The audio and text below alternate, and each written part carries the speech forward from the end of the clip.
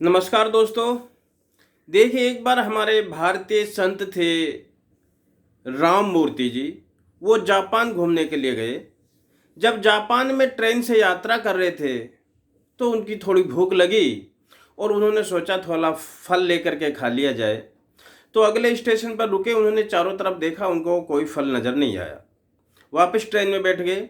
फिर अगले स्टेशन पर उतरे, फिर वो नीचे उतर के देखा तो उनको वहाँ भी कोई फल नज़र नहीं आया।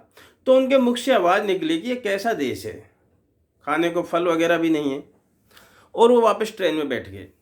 जब नेक्स्ट स्टेशन पर ट्रेन रुकी और वो ट्रेन से उतरने वाले थे, तभी एक युवक अपने झोली में कुछ फल फ्रूट लेकर के और वहाँ उपस्थित हुआ और कहा, महाराज जी लो, आप फल खा लीजिए। राममूर्ति जी बोले, आपको कैसे पता कि मेरे को फल चाहिए था?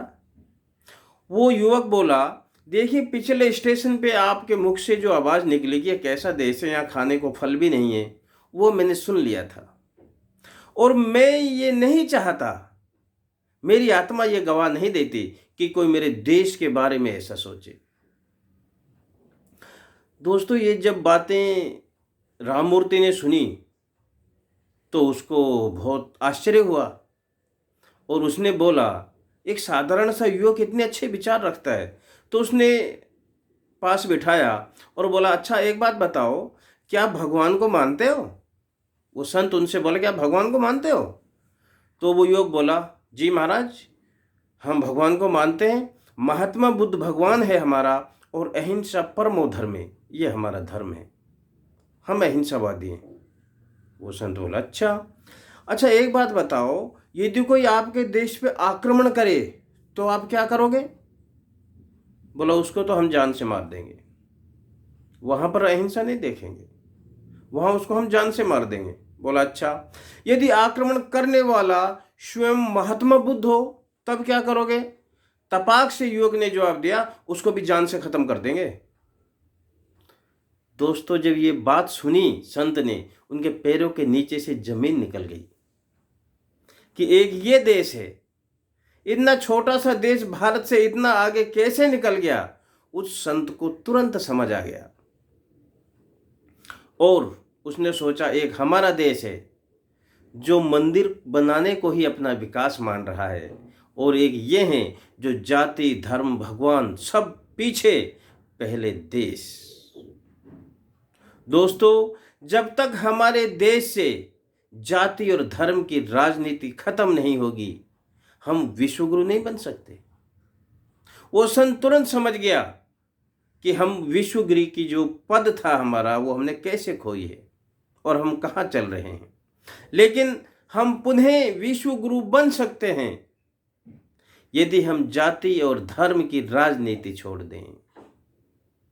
आजकल मोस्टली सभी लीडर जाति और धर्म की राजनीति कर रहे हैं।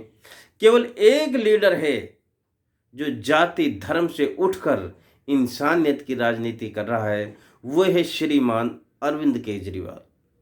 और हमें विश्वास है कि ये बंदा केजरीवाल आगे चल करके वैज्ञानिक रास्ते पे राजनीति को चलाकर हमारे भारत देश का गौरव बढ़ाएगा और पुनः हम विश्व गुरु के रास्ते पर चलें। लेकिन आज जो ये दशा है, उसको देखकर तो केवल मन से यही आवाज़ निकलती है। दो लाइनों के द्वारा मैं आपको सुनाना चाहता हूँ। अरे मेरे विश्व गुरु भारत में किसने आग लगाई, बुद्धिजीवी भी थक हारे, ना माने ये कसाई। मेरे विश्व गुरु भारत में किसने आग लगाई, बुद्धिजीवी भी थक हारे, ना माने ये कसाई। अरे संपन्नता भरपूर यहाँ पर हिलमिल सारे रहते थे, हिंदू मुस्लिम सिख ईसाई हम सब प्यारे भाई थे। जाति धर्म का ज्ञान नहीं था, बस दया भाव ही रखते थे। कहीं कत्ल की बात सुनी तो खाना तक नहीं खाते थे जी। कहीं कत्ल की बात सुनी तो खाना तक नहीं खाते थे। और अब अरे निजीकरण की धोखाधड़ी ने ये कैसी लूट मचाई।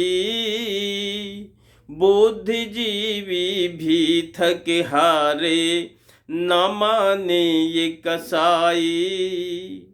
दोस्तों, जब तक देश की बागडोर किसी ईमानदार व्यक्ति के हाथ में नहीं आएगी, तब तक हम हमारी खोई हुई प्रतिष्ठा कि भारत एक विश्व गुरु था, और इसमें कोई संशय नहीं, हम आगे भी विश्व गुरु बनेंगे। लेकिन उसका नेतृत्व कौन करेगा, ये अभी देखने की बात है।